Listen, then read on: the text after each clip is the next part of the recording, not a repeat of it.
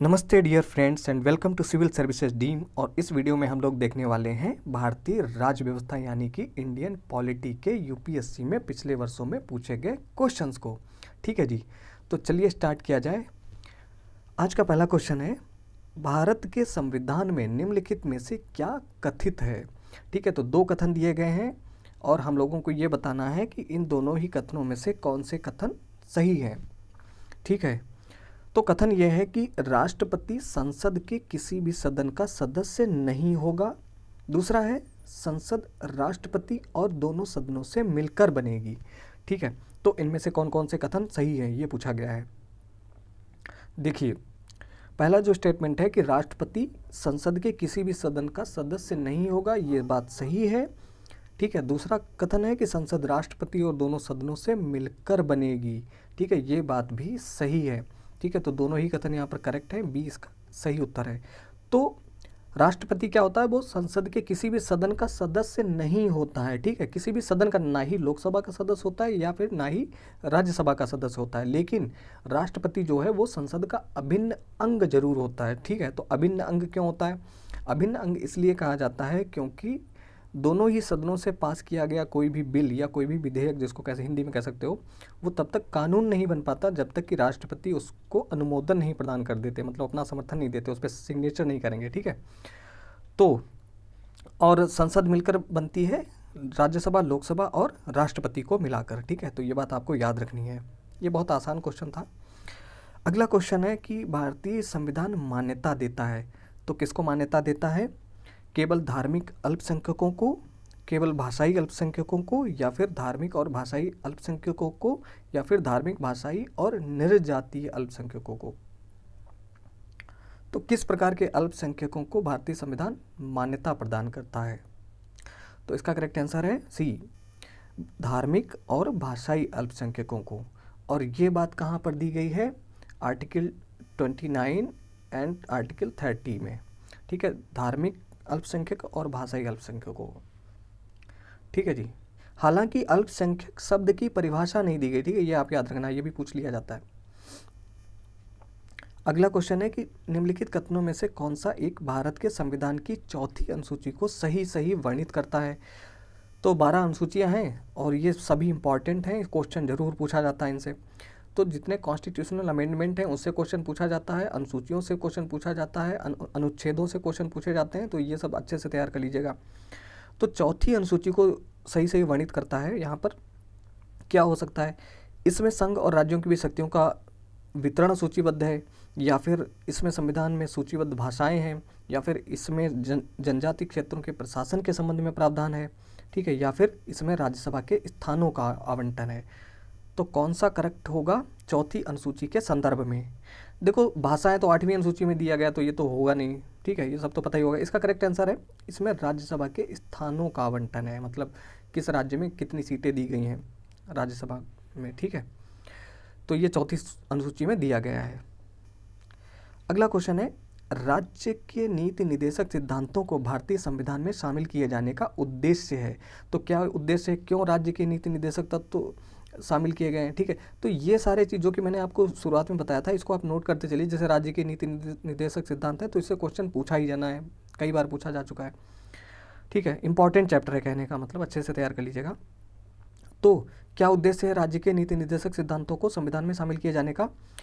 राजनीतिक प्रजातंत्र को स्थापित करना, या फिर सामाजिक प्रजातंत्र को स्थापित करना, या फिर गांधीवादी प्रजातंत्र को स्थापित करना, या फिर सामाजिक और आर्थिक प्रजातंत्र को स्थापित करना।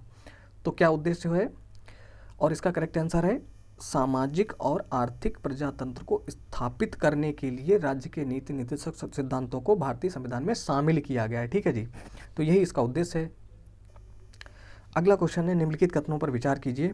और यहाँ पर दो कथन दिए गए हैं और हम लोगों को बताना है कौन से सही हैं। तो पहला कथन है कि भारत के संविधान के भाग 9 में, ठीक है, पंचायतों से संबंधित उपबंध हैं और उन्हें 73वां संविधान संशोधन अधिनियम 1992 द्वारा अंतः स्थापित किया गया है। अंतः स्थापित यानी जोड़ा गया है। ठीक है, उसमें लाया गया है।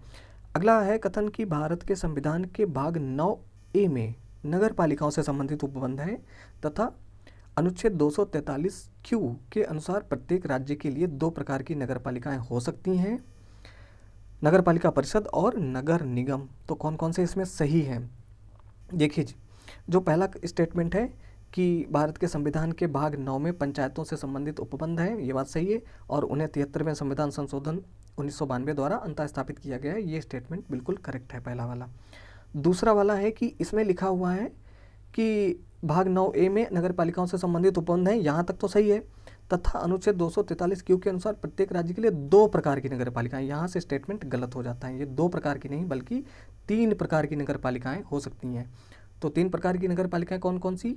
एक हो सकती है नगर पंचायत, ठीक है, दूसरी हो सकती है नगर पालिका परिषद, ठीक है, पालिका परिषद, और तीसरी हो सकती है नगर निगम, ठीक है। तो नगर पंचायत वो उसको कहा जाता है जो ग्रामीण क्षेत्र जो है वो कस्बे में तब्दील हो जाता है, मतलब छोटे शहरों का रूप धीरे धीरे ले रहा होता है, तो उसको नगर पंचायत कहा जाता है।